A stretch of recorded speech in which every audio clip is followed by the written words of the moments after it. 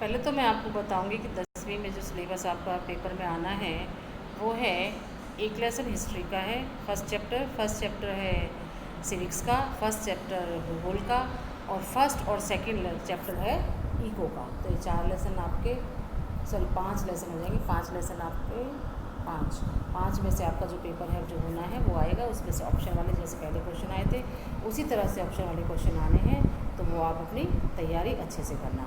आज हम करेंगे भूगोल का सेकंड चैप्टर वन्य एवं वन्य जीव संसाधन। सबसे पहले जो क्वेश्चन है वो है जैव विविधता क्या होती है। जो अभ्यास का क्वेश्चन है तो जैव विविधता, इस ग्रह पर हम सूक्ष्म जीवाणु और बैक्टीरिया जोंक से लेकर जोंक तो समझते हैं, जो कि छोटा जीव जानवर होता है जो चिपक जाता है, लेकर वटवृक्ष, हाथी और ब्लू व्हेल तक करोड़ों दूसरे जीवधारियों के साथ रहते हैं। यह पूरा आवासीय स्थल जिस पर हम रहते हैं अत्यधिक जैव विविधताओं से भरा हुआ है। मानव और दूसरे जीवधारी एक जटिल पारिस्थितिकी तंत्र का निर्माण करते हैं जिसका हम मात्र एक हिस्सा हैं और अपने अस्तित्व के लिए इसके विभिन्न तत्वों पर निर्भर करते हैं। तो ये हम क्या है, अब अपने जीवन के लिए जब अस्तित्व के लिए एक दूसरे पर निर्भर करते हैं, पेड़ पौधों पर निर्भर। पेड़ पौधों से हमें अपने जीवन के लिए जो आवश्यक चीज़ें हैं वो प्राप्त होती हैं। तो जैव विविधता क्या है, तो ये क्वेश्चन बन जाता है। अभ्यास का ही पहला क्वेश्चन है कि जैव विविधता क्या है। तो उसमें आएगा कि पृथ्वी पर सूक्ष्म जीव से लेकर बैक्टीरिया, वटवृक्ष, हाथी और ब्लू व्हेल तक करोड़ों जीव पाए जीवधारी एक साथ रहते हैं। यहाँ पूरा आवासीय स्थल जिस पर रहते हैं अत्यधिक जैव विविधताओं में, जैव विविधताओं से मतलब विविधता क्या, अनेक जीव तरह के अब जीव रहते हैं, तो इसे क्या कहते हैं, जैव विविधता। अब ये जैव विविधता हमारे लिए क्यों महत्वपूर्ण है, क्योंकि भाई जो हम सांस लेते हैं कहाँ लेते हैं, वायु में। तो वायु में जिसमें हम सांस लेते हैं कहाँ से प्राप्त होती है, हमें जैव मंडल से। जल जिसे हम पीते हैं और मृदा जो अनाज पैदा करती है, तो हमें सब ये कहाँ से मिलता है, जीव मंडल से। तो ये सब क्या है, ये हमारे लिए महत्वपूर्ण है। वन्य और भारत में वनस्पति जात और प्राणी जात। यदि आप आसपास नज़र दौड़ाते हो तो आप पाएंगे कि कुछ ऐसे प्राणी और पौधे हैं जो आपके क्षेत्र में ही पाए जाते हैं। वास्तव में भारत जैव विविधता के संदर्भ में विश्व के सबसे समृद्ध देशों में से एक है। यहाँ विश्व की सारी जैव उपजातियों की 3% संख्या रहती है, 3% संख्या पाई जाती है। ये अभी खोजी जाने वाली उपजातियों से 2 या 3 गुना है। आप पहले ही भारत में पाए जाने वाले वन्यजीव संसाधनों के क्षेत्रफल और किस्मों के बारे में पढ़ चुकी हैं। तो इस तरह से ये क्वेश्चन आपने बीच बीच में से करने हैं। जैसे यहाँ पर दे रखा है, जैसे यहाँ आगे देखो, अब कुछ हमारे क्या आप जानते हैं कि हमारे देश में लगभग 81,000 दे रखा है ना कॉलम बीच में, 81,000 वन्य जीव उपजातियाँ हैं और लगभग 47,000 वनस्पति उपजातियाँ पाई जाती हैं। वनस्पतीय उपजातियों में से लगभग 15,000 उपजातियाँ भारतीय मूल की हैं। आगे देखिए, अब कुछ अनुमान कहते हैं कि भारत में 10% वन्य वनस्पति जात और 20% स्तनधारियों को लुप्त होने का खतरा, लुप्त भी एक तरह से समाप्त होने का खतरा है। इनमें से कई उपजातियाँ तो नाजुक अवस्था में हैं और लुप्त होने के कगार पर हैं। इनमें चीता, गुलाबी बतख, कौन सी जो लुप्त होने के कगार पर है, चीता, गुलाबी सिर वाली बतख, पहाड़ी कोयल और जंगली चीतीदार उल्लू और मधुका सिग्लिस और हुबरडिया हेप्टान्यूरेन घास की प्रजातियाँ हैं जैसे पौधे शामिल हैं। वास्तव में कोई भी नहीं बता सकता कि अब तक कितनी प्रजातियां लुप्त हो चुकी हैं। आज हमारा ध्यान अधिक बड़े और दिखाई देने वाले प्राणियों और पौधों के लुप्त होने पर अधिक केंद्रित है, परंतु छोटे प्राणी जैसे कीट और पौधे भी महत्वपूर्ण हैं। तो अगला एक क्वेश्चन देखिए, अब क्या आप जानते हैं कि भारत में बड़े प्राणियों में से स्तनधारियों की 79 जातियाँ, पक्षियों की 45 जातियाँ, सरीसृप तो डैगने वाले जो जीव जंतु होते हैं 15 जातियाँ और स्थलचरों की 3 जातियाँ लुप्त होने का खतरा बना हुआ है। लगभग 1500 पादप जातियों के भी लुप्त होने का खतरा है। तो नेक्स्ट देखिए, अब दे रखा है सारा कुछ ये यहाँ पर।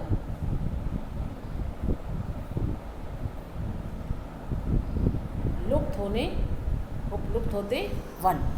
भारत में जिस पैमाने पर वन कटाई हो रही है वह विचित्र कर देने वाली बात है। देश में वन आवरण के अंतर्गत अनुमानित 78.92 मिलियन हेक्टेयर क्षेत्र है। यह देश के कुल भौगोलिक क्षेत्रफल का 24.1% हिस्सा है, जिस पर सघन वन कितने प्रतिशत पर? 12.24% पर, खुले वन है 8.99% पर और मैंग्रोव वन है 0.14% के अनुसार 2013 के अनुसार वर्ष 1997 के सघन वनों के क्षेत्र में 10,000 वर्ग किलोमीटर की वृद्धि हुई है, परंतु वन क्षेत्र में यह वृद्धि विभिन्न संगठनों द्वारा वृक्षारोपण से हुई है।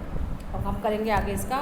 आओ अब जानते हैं इसके बारे में कि विभिन्न प्रकार के पौधों और प्राणियों की जातियों के बारे में पता लगा है। अंतर्राष्ट्रीय प्राकृतिक संरक्षण और प्राकृतिक संसाधन संरक्षण संघ IUCN इंटरनेशनल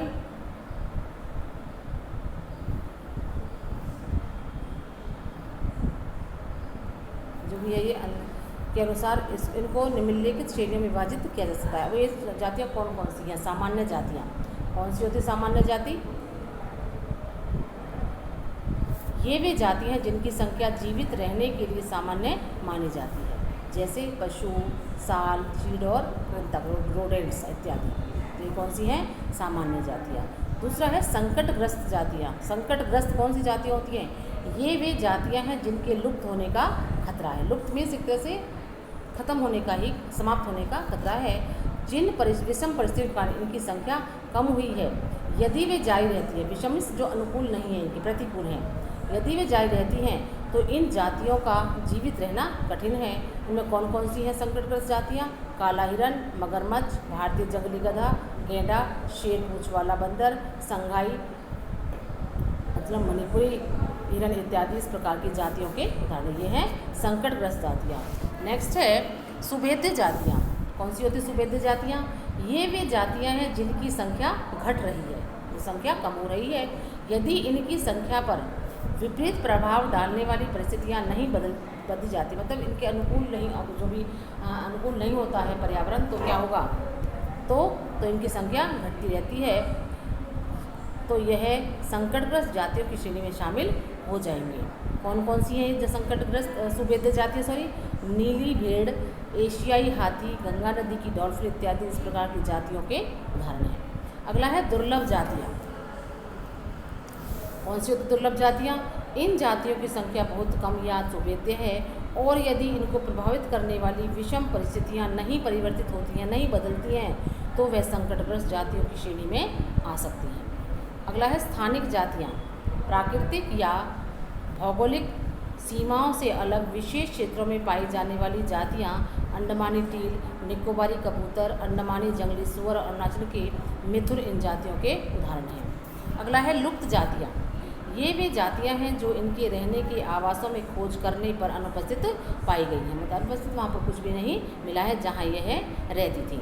वे उपजातियाँ स्थानीय क्षेत्र, प्रदेश, देश, महाद्वीप या पूरी पृथ्वी से ही लुप्त हो गई हैं। ऐसी उपजातियों में कौन कौन सी हैं? एशियाई चीता और गुलाबी सिर वाली बतख शामिल है। नेक्स्ट देखिए अब आप एशियाई चीता। इसमें से छोटे छोटे क्वेश्चन भी आपको लिखने हैं कि दुर्लभ जातियों का कोई उदाहरण दीजिए, सुभेद्य जातियों का उदाहरण, संकटग्रस्त जातियों का कोई उदाहरण, इस तरह से आपको इनमें से क्वेश्चन करने हैं। नेक्स्ट है अब एशियाई चीता कहाँ चला गया? एशियाई चीता भूमि पर रहने वाले दुनिया का सबसे तेज स्तनधारी प्राणी चीता, जिस बिल्ली परिवार का एक अजूबा और विशिष्ट सदस्य है, जो 112 किलोमीटर प्रति घंटा की गति से दौड़ सकता है। मतलब चीते की जो दौड़ने की गति कितनी है? 112 किलोमीटर प्रति घंटा। लोगों को आमतौर पर यह भ्रम रहता है कि चीता एक तेंदुआ होता है। चीते की विशेष पहचान इसकी आँख के कोनों से मुंह तक नाक के दोनों ओर फैली आंसुओं के लकीरनुमा निशान है। 20वीं शताब्दी से पहले चीते अफ्रीका और एशिया में दूर दूर तक फैले हुए थे, परंतु इसके आवासीय क्षेत्र और शिकार की उपलब्धता कम होने से ये लगभग लुप्त हो चुके हैं। भारत में तो यह जाति बहुत पहले 1952 में लुप्त घोषित कर दी गई थी। यदि आप चारों नज़र दौड़ाएंगे तो आप पाएंगे कि किस प्रकार हमने प्रकृति को संसाधनों में परिवर्तित कर दिया है। हमें लकड़ी, छाल, पत्ते, रबड़, दवाइयाँ, भोजन, ईंधन, चारा, खाद इत्यादि प्रत्यक्ष अथवा अप्रत्यक्ष रूप से, परोक्ष रूप से वनों किससे प्राप्त होती हैं? वनों से, और वन्य जीव जंतुओं से भी प्राप्त होती हैं। इसलिए हम ही हैं जिन्होंने वन्य और वन जीवन को नुकसान पहुंचाया है। भारत में वनों को सबसे बड़ा नुकसान उपनिवेश काल में रेल लाइन, कृषि, व्यवसाय, वानिकी और खनन प्रक्रियाओं में वृद्धि से हुआ है। स्वतंत्रता प्राप्ति के बाद भी वन संसाधनों के सिकुड़ने से कृषि का फैलाव महत्वपूर्ण कारकों से कम हुआ है। भारत में वन सर्वेक्षण के अनुसार 1951 और 80 के बीच पर लगभग 26,200 वर्ग किलोमीटर वन क्षेत्र कृषि भूमि में परिवर्तित किया गया। मतलब जितना भी 26,200 वर्ग किलोमीटर वन क्षेत्र था, उसको वन थे जिस पर 1929 में परिवर्तित किया गया, इसको कैसे बदल दिया है, उस पर कृषि की जाने लगी। अधिकतर जनजातीय क्षेत्रों, विशेषकर पूर्वोत्तर और मध्य भारत में स्थानांतरित खेती अथवा स्लैश और बर्न खेती के चलते वनों की कटाई या निम्नीकरण हुआ है। तो ये आपको यहाँ तक आपको पढ़ना है। इसके छोटे छोटे क्वेश्चन जैसे मैंने बताए थे आपको, वो आपको अपनी कॉपी पर लिखने हैं और उनको लर्न करना है। सिलेबस मैंने आपको बता दिया है। जो सिलेबस में आना है कि 5 लेसन आएंगे, उनमें से छोटे छोटे क्वेश्चन जैसे पहले आपका टेस्ट हुआ था वैसे ही टेस्ट होना है, तो अपनी पूरी तैयारी करना है। ठीक है।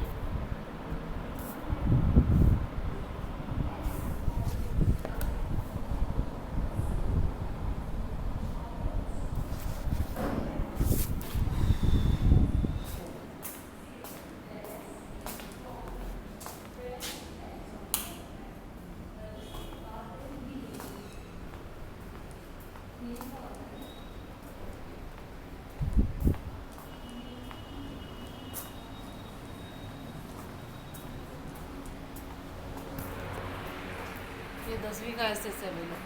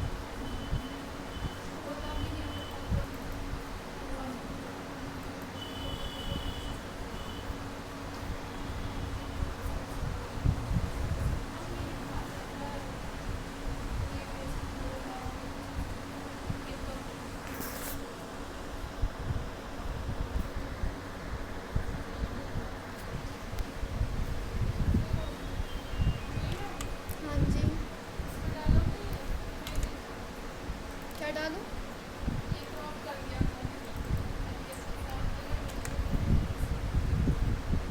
फोन में क्रॉप कर दिया, अपलोड करो फोन से।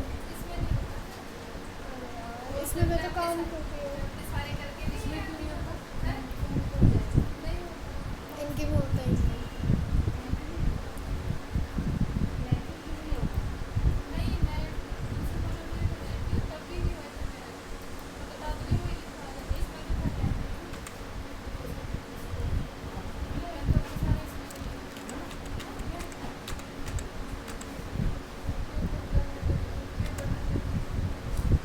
मैम ये ले लो फोन।